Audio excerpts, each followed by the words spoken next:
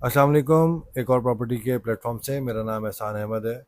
Video शुरू करने से पहले आप सबसे गुजारिश है, चैनल को लाइक कीजिए, सब्सक्राइब कीजिए और बेल आइकन के बटन को दबाना ना भूलिएगा ताकि आपको अपकमिंग जो भी वीडियोस हों वो वक्त पर मिल सकें।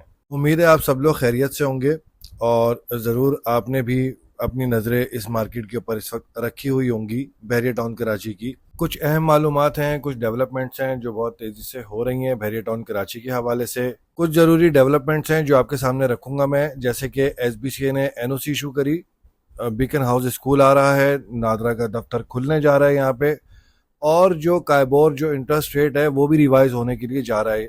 और इसके साथ साथ मार्केट की डेवलपमेंट्स के मार्केट के अंदर किस तरीके का इस वक्त ट्रेंड चल रहा है। एसबीसीए ने जो बहरिया टाउन कराची की एनओसी फॉर सेल और एडवर्टीजमेंट सस्पेंड करी थी वो कुछ अरसा तक सस्पेंड रही और अब जाके उसको रिज्यूम कर दिया गया है। तो सस्पेंड करने का मकसद ये था कि बहरिया अपकमिंग कोई नया प्रोजेक्ट नहीं दे सकता और ना उसकी कोई एडवर्टीजमेंट कर सकता है टेलीविजन पे, प्रिंट मीडिया पे या कहीं पर भी। अब चूंकि ये रिज्यूम कर दी गई है वापस, काबिल गौर बात यह है कि जो 16,896 एकड़ की जो जमीन है जिसके अंदर जो लेटर के अंदर भी मेंशन है, चूंकि ओल्ड अलॉटीज का तो मैक्सिमम साइट के ऊपर जाकर बहरिया टाउन कराची ने मामला रिजॉल्व कर दिया है, लोगों को अलॉटमेंट्स हो गई हैं या फिर उन लोगों ने रिफंड कर दिया है, या भी रिसेंटली जो इन लोगों ने अलॉटमेंट्स करी हैं और जिनके ऊपर इन लोगों ने बहरिया टाउन कराची की मैनेजमेंट ने कहा है कि आपको जल्द अज जल्द 6 से 8 महीने में आपके प्लॉट्स का कब्जा दे दिया जाएगा।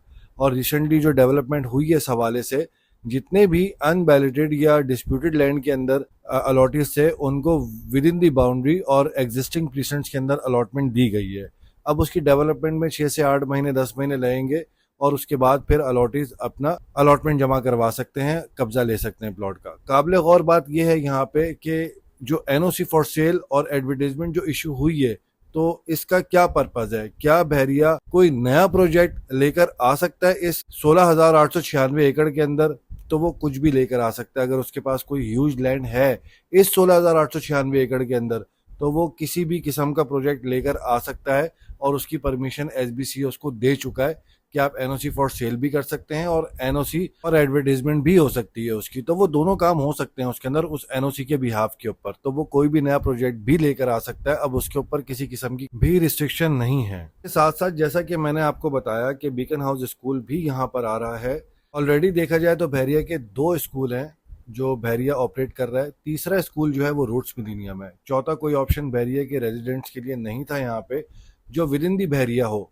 आउट ऑफ दी बहरिया तो हैं लेकिन विद इन दी बहरिया कोई नहीं था, तो ये चौथा ऑप्शन अब इन रेजिडेंट्स के लिए आ गया है। तो लोग बहुत अरसे से इस चीज़ का इंतजार कर रहे थे कि कोई बड़ा ब्रांड, कोई बड़ा स्कूल यहाँ पर आए बहरिया के अंदर, जो अब तक नहीं आया था। तो अब बीकन हाउस यहाँ पर आ रहा है, जगह भी सेलेक्ट हो चुकी है। प्रीसेंट 6 के अंदर आप देख सकते हैं स्कूल का एरिया है। अनकरीब कैंपस की बुनियादें रख दी जाएंगी और इंशाल्लाह ये फिर जल्द रेजिडेंट्स के लिए ऑपरेशनल कर दिया जाएगा इंशाल्लाह। अब जो सबसे बड़ी डेवलपमेंट है वो डेवलपमेंट है, जल्द बहरिया टाउन कराची के अंदर नादरा का एक ऑफिस खुल जाएगा और इंशाल्लाह वो ऑपरेशनल भी बहुत जल्द होगा। आज एक एडवर्टीजमेंट आई है नादरा की तरफ से न्यूज़पेपर्स के अंदर कि वो एक जगह तलाश कर रही है जिसके अंदर वो अपना पॉइंट बनाएंगे यहाँ पे, ताकि बहरिया के रेजिडेंट्स और नियर बाय जो आउटस्कर्ट्स एरियाज लग रहे हैं उन लोगों के लिए भी ये सहूलियात मैसर आ जाएं।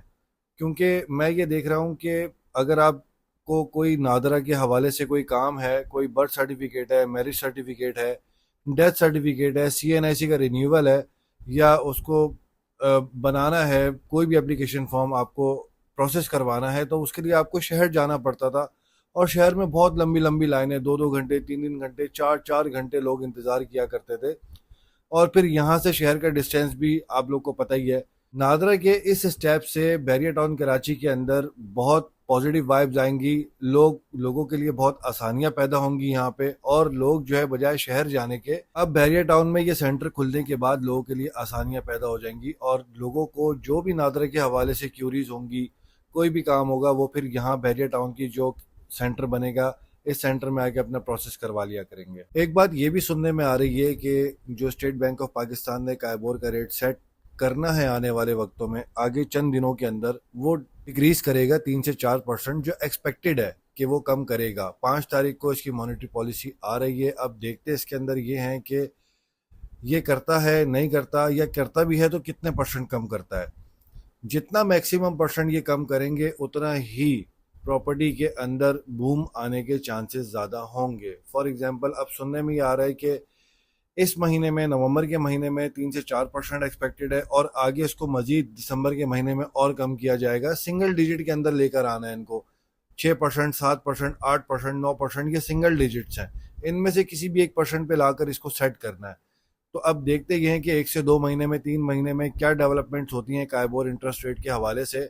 अगर तो ये सिंगल डिजिट के अंदर आ जाता है तो प्रॉपर्टी होल्डर्स के लिए बहुत अच्छी नवीद होगी, बहुत अच्छा चांस होगा और बहुत अच्छी मार्केट ग्रो करेगी प्रॉपर्टी के हवाले से, ना कि सिर्फ बैरियर के बल्कि all over the Pakistan. Market updates के हवाले से मैं आपको बताता चलूं, आज मंडे का दिन है और मंडे से नया हफ्ता शुरू हो चुका है और इस हफ्ते में हमने अब ये देखना है कि जो टोकन हुए हैं प्रॉपर्टीज़ के, उनकी एग्जीक्यूशन प्रॉपर मैनर्स के अंदर हो रही है, नहीं हो रही, किस तरीके से काम चलेगा आगे, किस तरीके से नहीं चलेगा, ये वीक हमें बताएगा बहुत अच्छे से कि हम किस डायरेक्शन के अंदर जा रहे हैं।